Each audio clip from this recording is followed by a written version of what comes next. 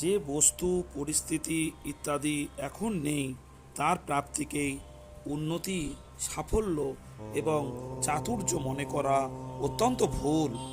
যে বস্তু এখন নেই তা লাভ করার পরও চিরকাল থাকবে না, এটি নিয়ম। যা চিরকাল আছে এবং সদা সর্বদা থাকবে সেই বস্তু লাভ করার মধ্যেই হলো বাস্তবিক উন্নতি, সাফল্য এবং চাতুর্য। পরমার্থিক উন্নতিকারীর ঐহিক উন্নতি নিজে থেকেই হয়ে থাকে। ভেবে দেখুন, যদি নিজেরাই নিজেদের বিবেক বুদ্ধিকে মর্যাদা না দেই তাহলে আমাদের উন্নতি হবে কি করে?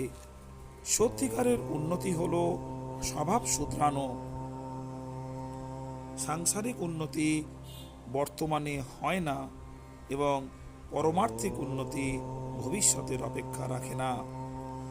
যে আরামপ্রিয় সে প্রকৃতপক্ষে নিজের উন্নতি করতে পারে না।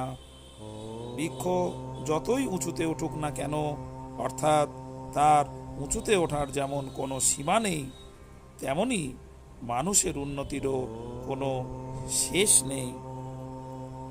সংসর্গজনিত সুখের লালসাই হলো পারমার্থিক উন্নতিতে প্রধান বাধা।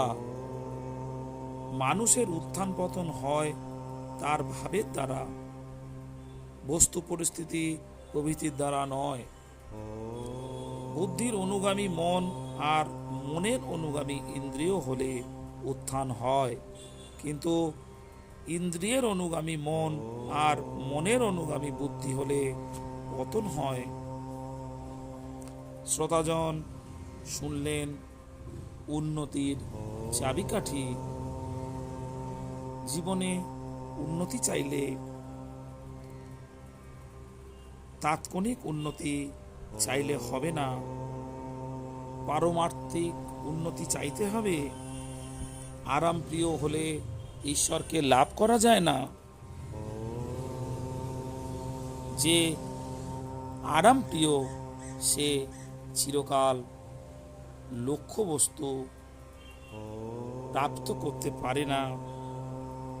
শ্রোতাজন, ঈশ্বরের কাছে পৌঁছতে গেলে, পরমাত্মার সাথে মিলতে গেলে আপনারা সৎ চিন্তার মধ্য দিয়ে এগিয়ে যেতে হবে। ঈশ্বর চিন্তাই আমাদেরকে সেই লক্ষ্যতে পৌঁছে দেবে। ভালো থাকবেন শ্রোতাজন, আর চ্যানেলটিকে সাবস্ক্রাইব করবেন।